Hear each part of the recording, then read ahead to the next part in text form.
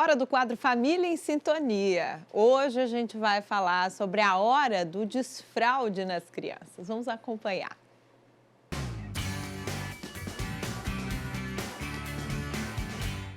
A filha da Lívia sempre teve receio de algumas situações. Areia da praia, água.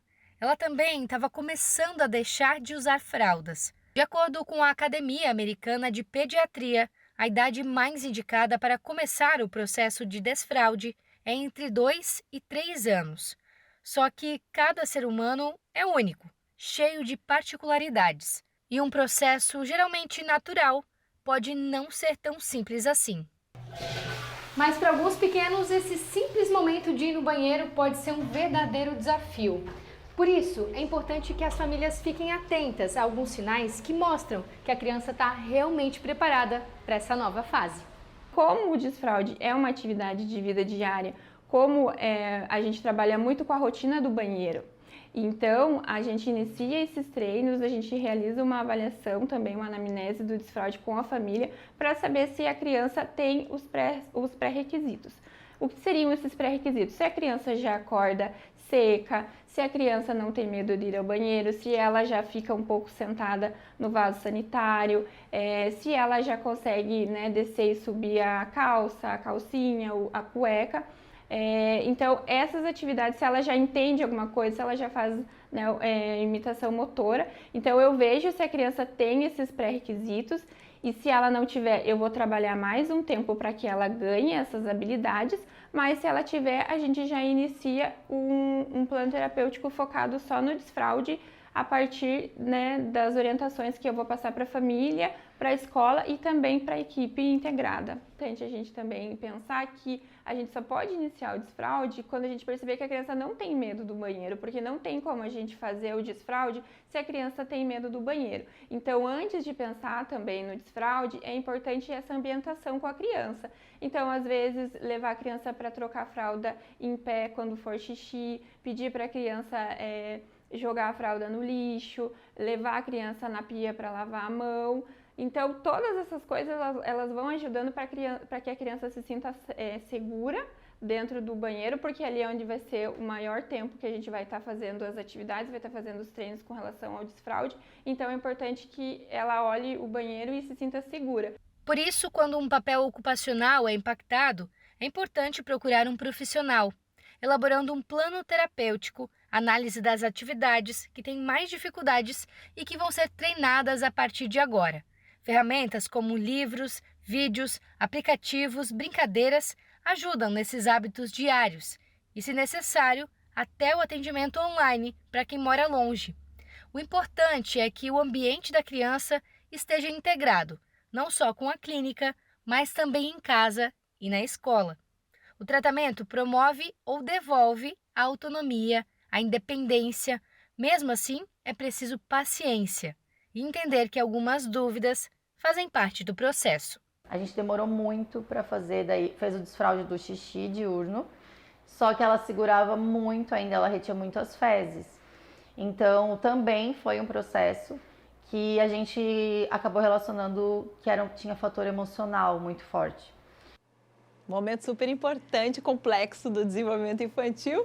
Tá com a gente para conversar sobre o assunto a Thalita Tonin. Bem-vinda, Thalita. Obrigada, gente. Bom dia, Santa Catarina. Estamos aqui com Família em Sintonia. Hoje assunto para render conversa. É isso aí, Thalita, que é orientadora parental, doutora em farmácia. Conta pra gente, queria começar te perguntando se existe um momento ideal para o desfraude da criança. Então, gente, na verdade, geralmente a criança deixa a fralda por volta dos 3 anos. É uma média, tá? Essa é uma idade que a gente tem como norteadora, mas jamais igual para todas as crianças. É importante a gente entender que o processo de desfraude é uma construção. Então, ele se inicia por volta dos 18 meses e pode levar aí até os 5 anos para se concretizar por completo. Então, tanto desfraude noturno quanto diurno.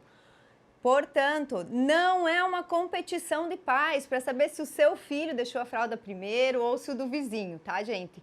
Isso porque deixar a fralda depende do amadurecimento neurológico, motor, controle dos esfínteres e cada criança tem um tempinho diferente. Então, lembra, não são os pais que devem tirar a fralda quando eles querem, mas sim a criança que deixa essa fralda, quando esse processo fisiológico de maturação estiver pronto.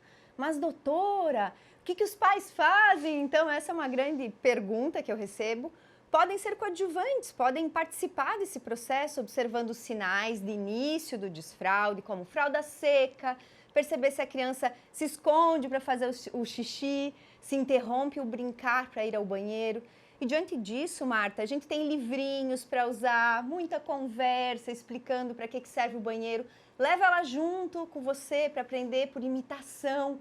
E, claro, paciência, gente, para limpar os escapes de xixi pela casa, porque eles vão acontecer, faz parte do processo. Sensacional. E evitar comparações, né? Que dica valiosa, porque isso é muito comum, mas quem é pai e mãe sabe que cada criança tem seu momento.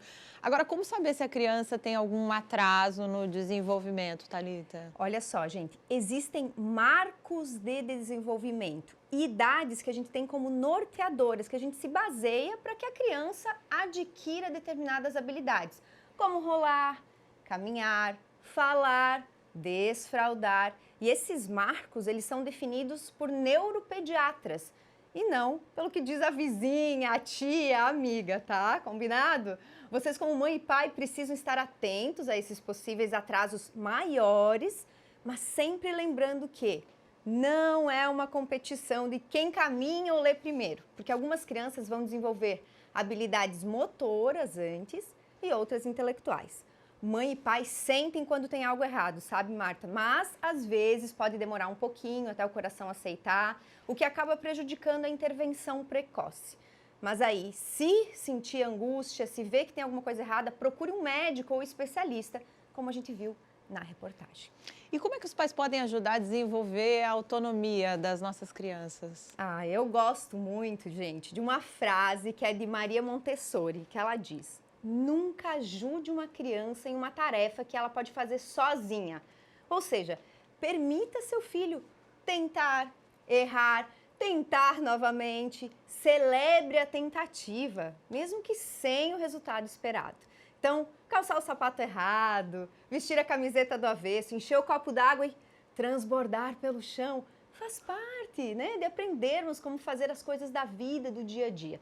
Claro que aqui temos que avaliar condições que implicam na segurança do corpinho deles, mas dentro de um risco controlado é possível sim desenvolver autonomia, senso de capacidade. Então, observe o seu filho aí nessas tentativas, esteja atenta a maiores dificuldades e procure ajuda, por exemplo, da terapia ocupacional, se necessário, para ajudar a desenvolver essas atividades diárias e conquistar a tão importante autonomia. Gente, podem vir sempre comigo no meu Instagram, que é o @talipositivação. A gente fala de desfraude, maternidade, saúde, é sempre um prazer. Espero vocês. Sabe o que fez lembrar uma dica, inclusive, né, que a gente pode dar para as pessoas? Na minha família tinha uma criança que o pessoal, na hora do desfraude, fez o seguinte, deu muito certo, um cartaz, toda vez que essa criança pedia para ir ao banheiro, ia uma estrelinha. E aí tem fotos dessa criança, lá no passado, claro, Sim. né?